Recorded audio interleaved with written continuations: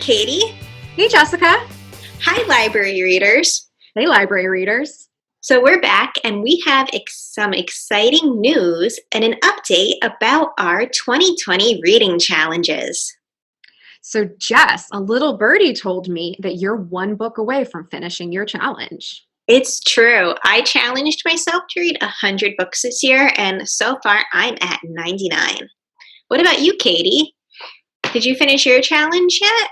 I actually did. So, yeah, if you remember the blog post we did earlier in the year talking about our different accomplishments from the previous years and what goals we wanted to set for 2020, I had set my reading challenge at 85 and I'm currently at 104. 104. That's amazing. It is. I will say that I definitely read more this year than I would in a typical year just because of being home all the time. And I noticed I had some funny things happen with my genres. But let me ask you first, what genres did you mainly read? Well, I read a mixture of different genres. I mostly read contemporary fiction, and I love those beach books. You do. But I did throw in some thrillers, some poetry, and some audiobooks. What about you? What kind of books did you read? So I really went both directions and I read a lot of humorous graphic novels. I'd say I had a decent amount of, which I also wrote a blog post on if you're interested. And then I've read a lot of dystopian and like gothic horror / thrillers. So I really just, I would have a heavy book and then I would do a light book. And then I'd have a heavy book and then I'd go back to a light book. And that's a great way to mix it up. Did you have any trouble concentrating on reading as 2020 progressed? I did. So when we first started quarantine, I wasn't reading anything at all. I was binge watching everything I could get my hands on. And then eventually, I think like all of us, I hit a little bit of a wall with TV and I started, actively ordering books for my Kindle. And once I got back in a groove, it was good. But then I would hit, a little bit of a wall with reading and then I'd go back to binging TV. I tried to make sure that I didn't force myself to read anything I didn't want to read at the time because I figured there's so much stuff going on right now that I should really just enjoy reading and I shouldn't be using books to punish myself. I should use them to supplement my happiness. They should not bring me joy. What about you? Yeah, the same. I've always read to escape, but as we've had so much more time and it's been a lot of reading, I have had some trouble concentrating on books.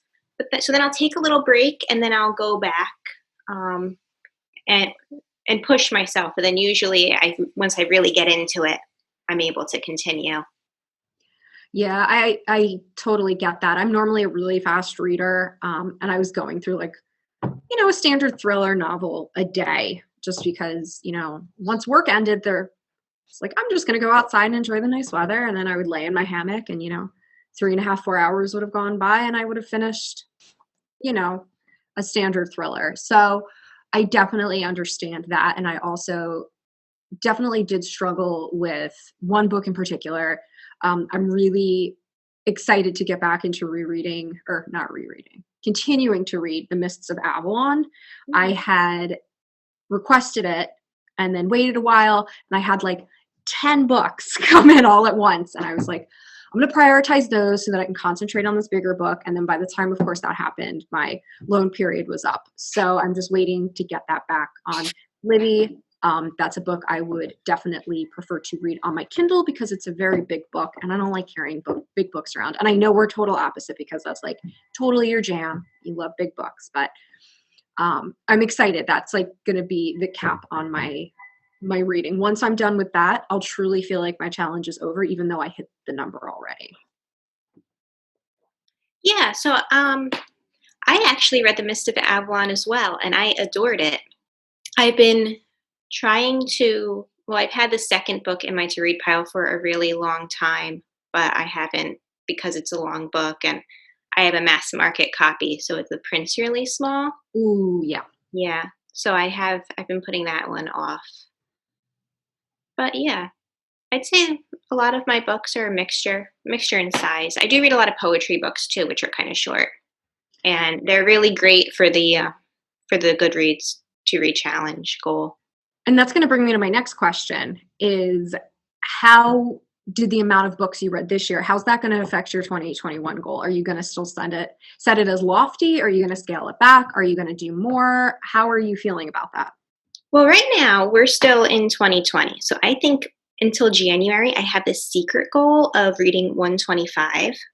So we'll see how that plays out. But then next year, I think I'd like to keep it at 100, but I don't want to go over 100 next year. I really want to take my time and read more classics and read bigger books. Yeah, I agree. Did you do 125 last year and you I scaled it back? I did. And I tried to scale it back, but then, we had a lot more reading time on our hands. Yeah, exactly. And it's something that I know it's possible. I know I can read more than the 85 I did. The year before I had done 75, read 85. So this year I was like, I'll do 85 because I can safely do that number. But now that I'm well over 100 and, who knows how high that number is going to get, I'm actually not setting a goal for myself, like a secret goal like you have. I'm just kind of thinking anything extra is just going to be like the icing on the cake. But yeah, I'm really struggling with what I want to do for 2021 because I'm already thinking about it. And I don't want to put stress on myself. I want reading to be enjoyable. I don't want it to be like it's a race and, just really take my time and enjoy it because it is something that brings me happiness. And I'm really valuing the time that I spend in, the worlds and the escapism of what I'm reading. Yeah.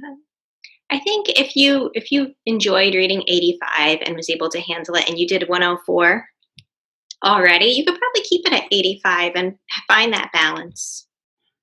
Yeah, there were definitely some days when I was just, churning through, the popular bestsellers and I was like, whoa, I gotta take a step back. Like I have to come back down to earth because it's getting really easy to lose myself in these books. And while that's a good thing, I don't want to lose the balance of what makes it so special to Mhm. go into a good book.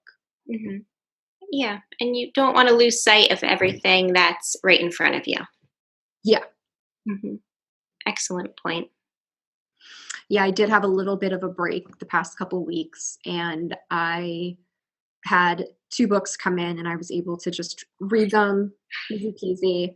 But I do notice when I have multiple holds coming in at once, I'm getting stressed out. I'm like, I gotta get through all these books. So I've been really trying to be good and only request the books that I really want to read and spend time with the authors and the plots and the characters that I'm just genuinely interested in and not just to meet a quota.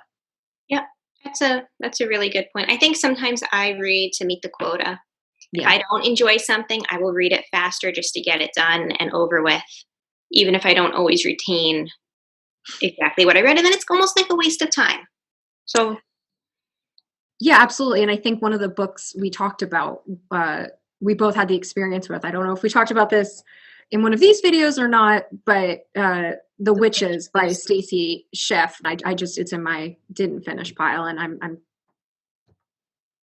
I wish I didn't read it. Well, that sounds terrible. I wish I retained what I read and didn't speed read it, but it wasn't for me.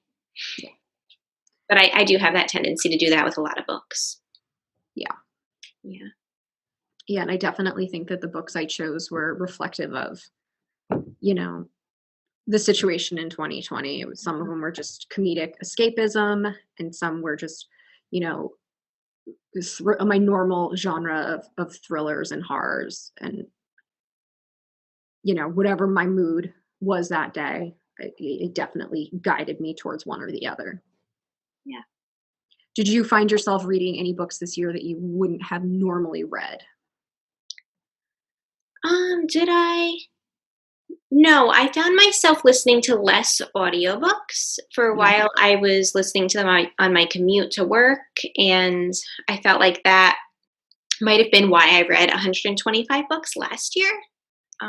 So this year, I really didn't listen to many audiobooks. I'm starting to again now, but